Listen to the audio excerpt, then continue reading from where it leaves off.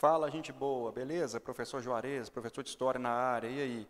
Vamos continuar o tema da mineração e hoje trabalhar o processo de urbanização de certas regiões do Brasil, principalmente em torno das jazidas de ouro ou das datas de ouro, e esse processo de urbanização e como a cultura se relaciona principalmente com o ouro, com essa descoberta. Então, há um evento artístico, uma mudança, né, principalmente nas artes, na ciência, na percepção do olhar das pessoas, nas construções aonde são feitas, nas novas palavras que surgem, no contato com novas culturas, por exemplo. Então, você tem um processo de urbanização. E tem alguns detalhes curiosos também. Então, por exemplo, na região de Minas Gerais, já citei alguns vídeos anteriores em Nova Lima, a colonização é inglesa. Olha que interessante, há uma concessão portuguesa aos ingleses para a extração do ouro. É por isso que quem mora em Belo Horizonte, que está indo em sentido Rio de Janeiro, passa pela Lagoa dos Ingleses. Quando você visita a mineração, principalmente lá na região de Nova Lima, você percebe o bairro dos ingleses, o cemitério dos ingleses. A primeira igreja anglicana, principalmente no Brasil, está localizada lá em Nova Lima. Então tem um tanto de características culturais muito interessante. Os filhos de escravos, por exemplo, na região de Nova Lima, têm nome de ingleses.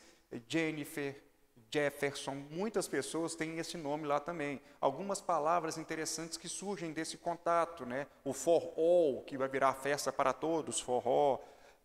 Why sir, why so. Então você tem diversas características culturais da nossa cultura que surgem a partir dessa interação cultural. Então a mineração promoveu essa urbanização da região, principalmente de Minas Gerais e de outras áreas, Mato Grosso, São Paulo, etc. tal, e uma formação de uma sociedade nova. Até então a sociedade do açúcar é bipartida, né? Ou é livre ou é escravo. Agora não.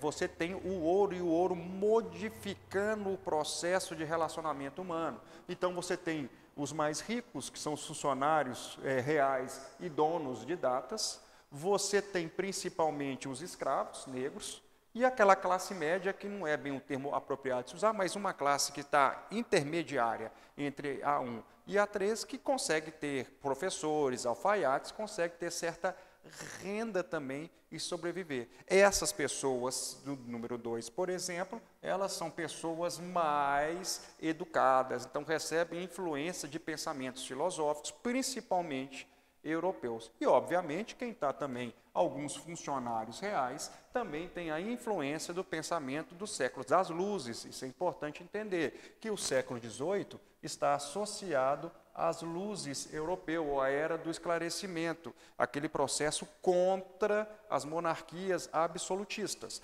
Dito isso, com essa urbanização, há uma formação de uma cultura, né? Óbvio, modificando. Permanecem certos valores antigos, né, relacionados, mas você tem agora uma cultura expandindo, uma cultura religiosa, as pessoas tentando se aproximar mais de Deus nesse século XVIII, uma certa forma, reação a esses séculos das luzes. E aí, o estilo de época ser chamado de barroco, né? Está aqui, ó, o barroco, práticas religiosas alijadas das culturais, a tentativa de fazer as igrejas se aproximarem mais de Deus, você se sentir mais à vontade, pessoas sendo enterradas dentro da igreja, a questão da salvação da alma, isso é uma coisa muito intrínseca do século XVIII no Brasil colônia. E aí, o início de fabricação de muitas imagens para evangelização, principalmente de negros e de indígenas. Você vai ver aqui muitos santos negros surgindo, você vai ver alguns santos indígenas surgindo. Por quê? Muitas pessoas ainda não sabiam ler e escrever, e isso ajudaria no processo de evangelização e educar os fiéis pelo olhar, saber, não, esse santo fez isso, isso, isso, eu tenho que imitar ele, é legal. Então, surgimento de irmandades, né, de leigos, principalmente as irmandades católicas. Quando eu falo leigo, eles não tinham curso de teologia, e então é importante que aqui a manifestação do catolicismo com práticas não cristãs, porque as pessoas são leigas, eles só queriam se aproximar de Deus, então é diferente da cultura do clero. E é a associação com o meio ambiente. As grandes construções, as construções mais importantes estão no alto da montanha de Ouro Preto. Então, para todos verem, então as grandes construções e as mais importantes ficavam ao centro da cidade e no alto das montanhas, lembrando muito os gregos antigos, porque isso mostra o poder da construção e sua importância, mostrando a relação do meio com o homem. Um abraço e até a próxima.